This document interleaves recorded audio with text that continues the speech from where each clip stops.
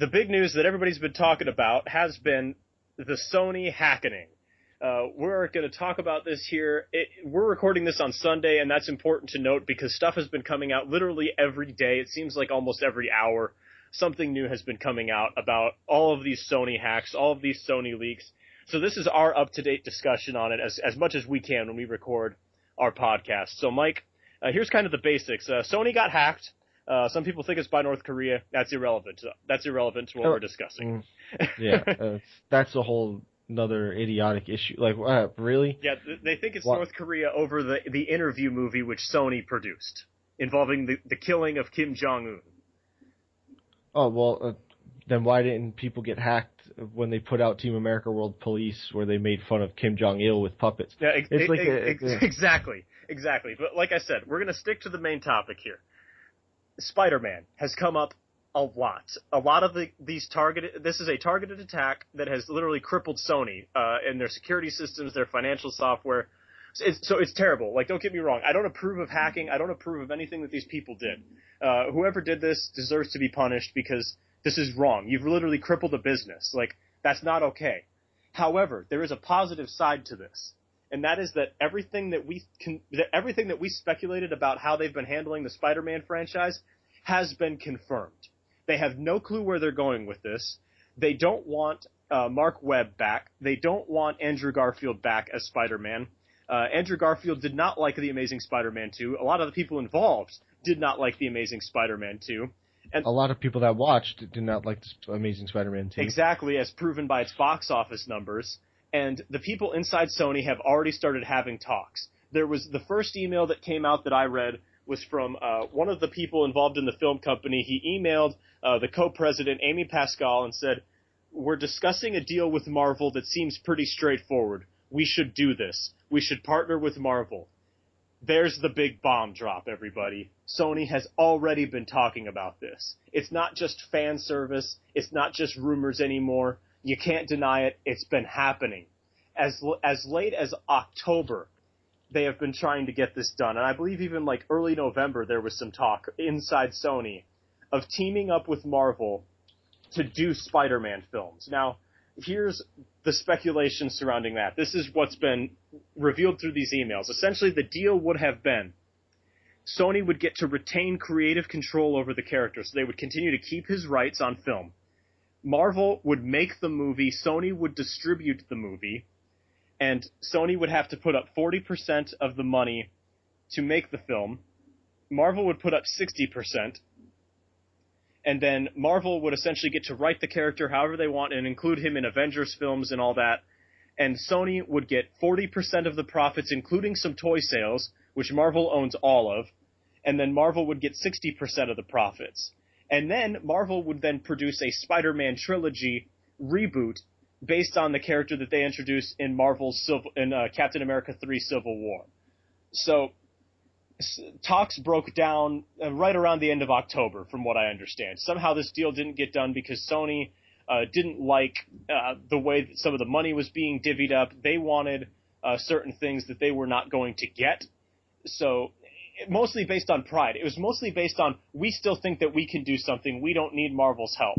It reveals all the corruption and pride and greed inside Sony that we've already speculated about. It's been confirmed in these emails.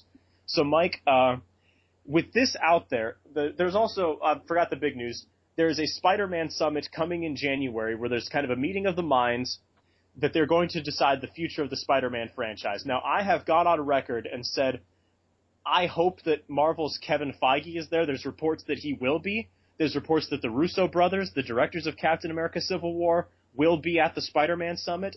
And there's reports that Avi Arad will not be at the Spider-Man Summit in January. I hope that at the end of this summit that they come out and have agreed to a deal with Marvel to make this happen. To revive a character that I genuinely love. He's a great character, Spider-Man, all of the incarnations. And Sony has crapped on him for several years and have no direction with this character whatsoever. So, Mike, what's kind of your thoughts on this? We've speculated about this for months, and now to find out that some of this is true, this has to happen. Yeah, at this point, now that it's out, like, if they don't do it, it makes Sony look even worse than they already do with all the nonsense that's coming out through these email exchanges. They need to give Marvel their characters. Like, let the company that created these characters take them and run with them, and then you can get your piece. You know, even if it's 25, something as small as like 10%, with as much money as all these other Marvel movies have made, you don't think that you're going to make enough money from that? You know what I mean? Even if it's a toy, the toy deals. Yeah, and the toy deals are where it's at. Spider-Man makes more in toy sales than Batman, Superman, and the Avengers combined. Well, there's like 8 billion Spider-Man toys out there. You know what I mean? And they got all the Funko. They're just releasing like new Funko Pop vinyls that are Walgreens exclusive in the Spider-Man line. There's a lot of Spider-Man merchandise is huge. I see little kids every day at my normal job where I work at Nike with Spider-Man hoodies, or now that it's starting to get cold, they got like their little Spider-Man gloves on. Like, Sony's gonna make money whatever deal that they cut, and the deal that they should cut with Marvel. Yeah, but and they can spend significantly less to make about the same money. Exactly. Isn't that what you're supposed to do as a company? You're trying to cut your cost in order to make the most profit.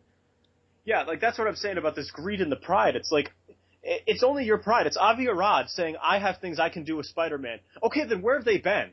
Like, where has all that been? Because you claim that there's an untold story. Well, the untold story seems to end up on the deleted scenes of the DVD, not in the movie that you released. So, the greed and the pride is what's bothering me, because the thing is, if you genuinely care about a character and not just trying to make a movie that's going to sell, here's the thing.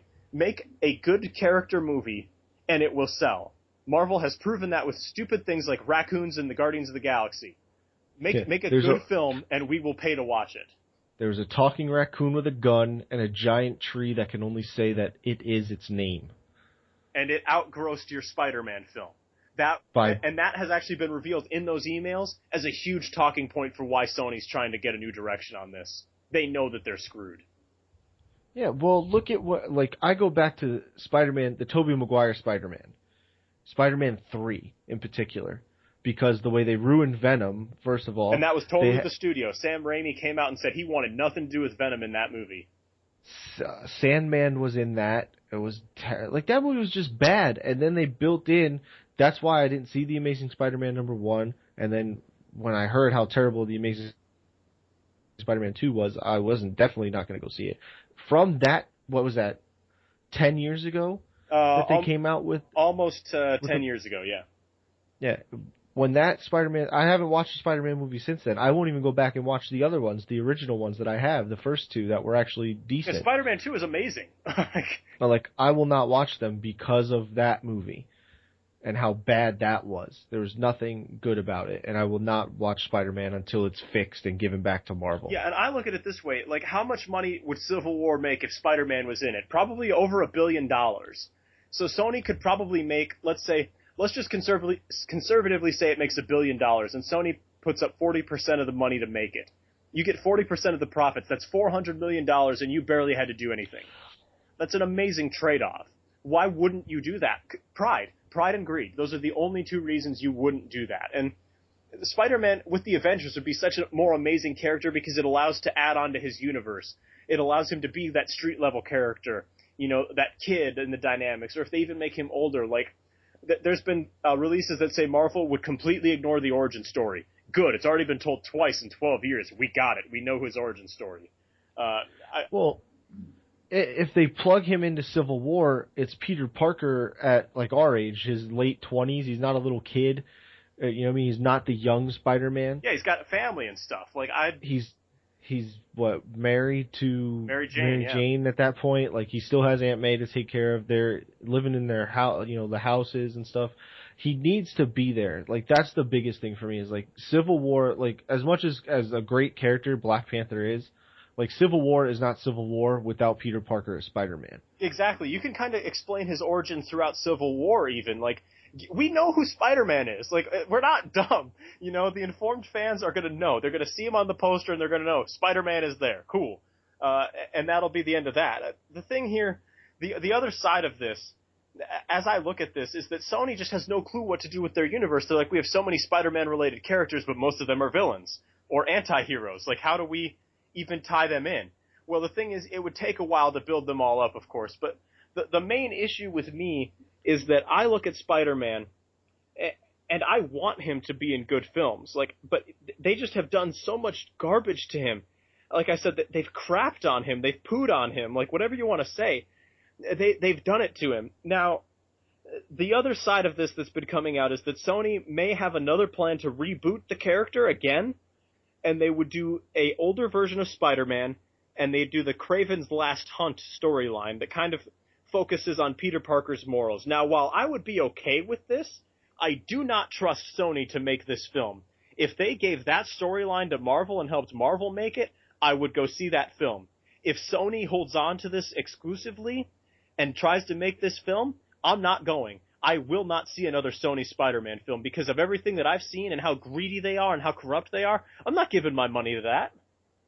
No, I just want to go to a Spider-Man film, if it ever comes out ever again, and see the Marvel thing at the beginning. Yeah, I want to see Marvel Studios present Spider-Man. Done. And know that it'll be okay. Because as much as, like, I know Stan Lee doesn't have maybe a great say in this stuff anymore since he's, in his, 90s now. But just knowing the fact that the creator of the character is somewhere lurking around and he's going to be in the movie is, refreshing. Yeah, it's like Spider-Man is Marvel. That is their, tentpole character. And so I think we've said about enough, as much as we can on this issue without kind of getting into the uglier parts of this hack and this leak. But, just some final thoughts, Mike. How do you think this, I'm going to relate this to Deadpool. Do you think that this is like the Deadpool thing where the leaked footage of the Deadpool trailer came out and the fans on the internet just went nuts and said, we want this, Fox, make this happen? And Fox greenlit the film because initially the execs were like, man, that's kind of risky. We don't know if we want to do that. The Sony people are like, well, we don't need to give Spider-Man to Marvel. Like, we'll make a film that people will watch. Guess what, Sony? No, we won't. We will not go see that. Like, our reaction has been, yes, please team him up with the Avengers. Please team up with Marvel. Do you think that Sony gives in? No, I don't. I honestly don't. They're too stupid, first of all. Sony's too big of a company. This is why they won't give in. They have not only, they have their motion picture division, obviously, which is what we've been talking about, but look at how much other stuff they have. They're selling TVs. They're selling, Yep. PlayStation 4 laptops. is driving so much money for them right now. Everything that Sony does, like the fact that they're going to take like some backlash or whatever from not giving people the Spider-Man movie they want and giving it to Marvel, they're not going to hurt at all. Eventually, in the long run, it's not going to hurt their pocketbooks. Their bottom line is not going to be, hurt. But if it's focusing on, and especially even if it's just focusing on the Sony motion picture division, they have so much other stuff that comes out that's actually watchable and good that this is small to them. Yeah, they're partnered with the James Bond, movies as well. They're a partner in that and are part of the distributors for those movies as well. Like you said, they do have a lot of other films. I just hope for the sake of the character, because they're an entertainment business, their job is to make entertaining things. They haven't been. They're failing at entertaining us with Spider-Man. Like, I think that this is the thing. If they go to the Spidey Summit and anybody with any kind of sense stands up and says, our job is to please the fans and the fans don't like what we've done, let's try this, okay? Like, I wouldn't be surprised if that person was fired on the spot when they said that. It could be. It just really depends. Like, it's interesting because at your lowest point, you tend to make desperate decisions, and this would be a desperate decision. And I'd be okay with that. This leak may be the best thing to happen to the Spider-Man movie franchise since Spider-Man 2, which was, by all accounts, one of the best superhero films ever made. Like, and that's a long time ago. So just think about that. How many great movies have come out since then, and that's still among the tops. For my sake as a fan, I hope that they do the right thing. Obviously, there's a ton that can come out. There's a ton of things that can change. There's still more things coming out. But as it sits today, with the Spidey Summit coming in January, we'll try to keep you as up to date as we can on any major developments that are actually like legitimate with this. if something big breaks, we'll of course talk about it. But I think we've said about all that we can on this topic, Mike. Any kind of closing thoughts? Anything to just wrap up this section before we kind of close it out? Yeah, the only good thing that's really coming out of this is that the PSN wasn't hacked and shut down like it was about 3.5 years ago. Yeah, absolutely. That is the positive for that.